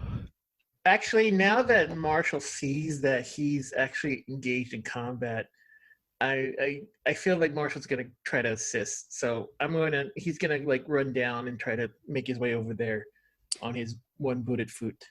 And I'll tell Gideon, I'm like, well, it looks like it might be a good show, but I don't want to have to drag that half orc back home. Gideon's going to try to stop you if you try to run after them. He's just going to say, "Give it a minute. He'll catch up, and we can join them once. If you want to go, I can get us there. Just give it a moment. Trust me." Okay. You're going to defer an action then, Marshall? I'll defer an action. All right. I'll defer. Let's see here. If I get within 30 feet of her, I would want to cast Bane on her. Okay. If Gideon can get you within 30 feet, you will cast Bane on her as a deferred action. Okay. At this point, the woman dismounts and she stands before Erki.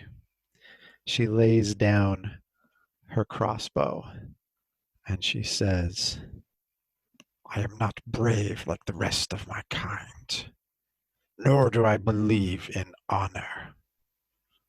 I was hired to do a job, and I would like to do another job again one day. I'm no good to you dead, but if you let me go, I will tell you who sent me."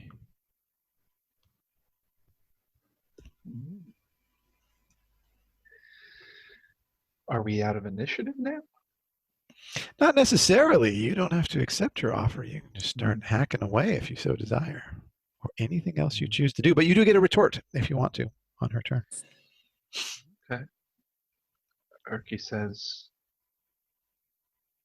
"Very well.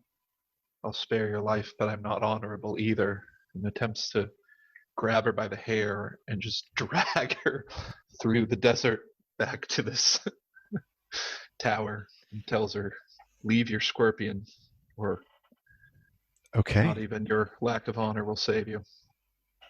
All right. I think with that, we can go out of turn order unless you guys have something else up your sleeve or castanets or whatever.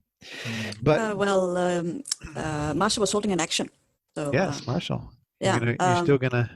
Well, if it's my turn... go ahead. Okay, yeah, let's go back to say, my thing is just that I see that Erki was in combat, I would support him, but if I see he's got a handle on the situation, then I think I would stand down from casting that. It was just basically to assist him. Mm-hmm. Gideon, what are you thinking? Yeah, he's going through what he was planned. So Gideon is like, he got her. Well, it looks like the race is done. What do you say, Father? Shall we join them? He gives out a hand towards him. Absolutely. And he puts his hand out. Yeah, and there's like an implosion or something. And Gideon has cast Dimension Door and it teleports right next to Erki. Right, in a flash. Erki's pumped. He was excited to drag. Well, it wouldn't be much of a race if I had used that on you, would it now? Always helpful, Gideon. Anyway. That's a drag. Oh, he's helping out. I will say this though, Marshall's other boot didn't make it through the dimension door. It's stuck at the top of the tower. It was kind of loose, and he slipped through. So now he has no boots on. Barefoot It's cleric. been a bad day for your just whole lower extremities and all coverings there too, I have to say. Mhm. Awesome. All right, you have her by the hair. She's not going anywhere. She wants to give you what you need to either set her free, or she suspects you may not Well, even be good on your word. to sweeten the pot, given he's still raged and frenzied, he's gonna say talk with all his 6'5" frame of intimidation. All right, go and give me an intimidation check. That'll be a 16 total. Leans 16 in and says, total. talk. Talk. All right, and talk she does. That Baron is not a Baron. He sent you here. You thought you were tracking, but you were tracked. I was waiting. Ambush Indeed. for us. No. For him. He looks at Erki. She looks at Erki. We didn't count on you having friends or their ensuing assistance in your journey. We thought the sand skimmers alone would soften you up nicely. They were not enough. You proved fast and tough and relentless. And now I have failed and will probably die. Baron Gold Petal is no Baron. He has no affiliation with the Gold Petal family. He has been sending query my way here in the Badlands for months now. He does it for money. And his employer is someone I believe you know. Someone whose brother you killed. A Thayan man called Clarth. And your blood runs cold as you hear, for the first time in a long time, the name of your former slave master.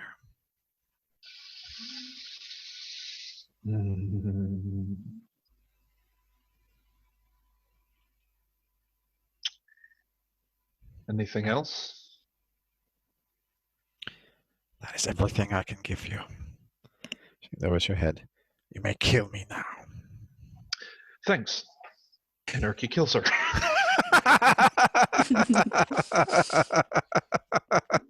Gideon, Marshall, anything? I don't think it's time. Erki's axe is raised. He is in full frenzy mode, and he's just found a minion, or at least a higher sword. Yeah, he's of not the most about to hated let person in his world. someone with no honor who knows his whereabouts leave his sight. Marshall says, heavens, I do think my boots are around here somewhere. And Gideon, Mhm. the axe raises. Well, seeing like the blood in Erki's eye and how he's like getting furious, probably also by the mention of this name, I don't think he's going to get in between that. So no. Okay, we're talking just off with her head. Yeah, I think just a good clean head off. You know, she did give us information. Her head's down. She might not see it coming. That's his version of mercy. Your version of mercy is a swift death, and head and body separated. She goes down into the dirt. The three of you find yourself with the winds whipping around you and this strange lightning bouncing off the atmosphere in the distance. And you feel the prick of two arrows in your back that you've now taken out, but still the sting, like the sting of a lash, remembering your master and knowing he is out there looking for you, setting a trap for you, wanting you dead. Mm-hmm. I think we'll end it probably somewhere around there for tonight. Mm-hmm. I see body looting in the future, and perhaps an animal handling. See if we just got a scorpion. If you just got a scorpion to ride around the desert Yeah. for yourselves for the future, indeed. Brutal. Wow. If this was Mortal Kombat, that would be a brutal finish to a brutal trek through the desert. Well played. And we've done a lot of campaign of talking and diplomacy. True. It's nice to cut someone's head off who asked for negotiation from the bottom of my heart. Yeah. You know, you asked and we delivered. All right, awesome. We'll debrief this guy in a future session. And yeah, lots of stuff that went, some that went to plan, some that went very differently, and it's going to be great to talk it through. But well played. You all live to tell the tale, as it were, in Gideon's case, bless and curse in Marshall's case, and part head from body as you so deem fit in Erki's case. Another day.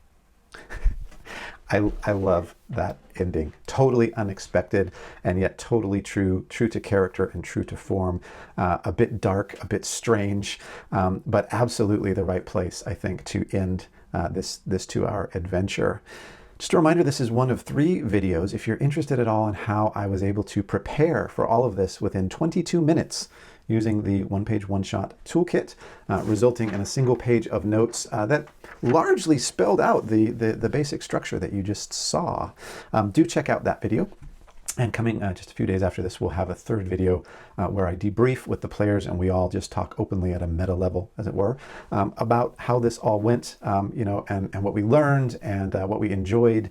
And hopefully all of this will be very useful to you, not only as entertaining as I thought that the adventure was, but informative, so that you can take away pieces that are useful to you to make your games more spontaneous and therefore more fun.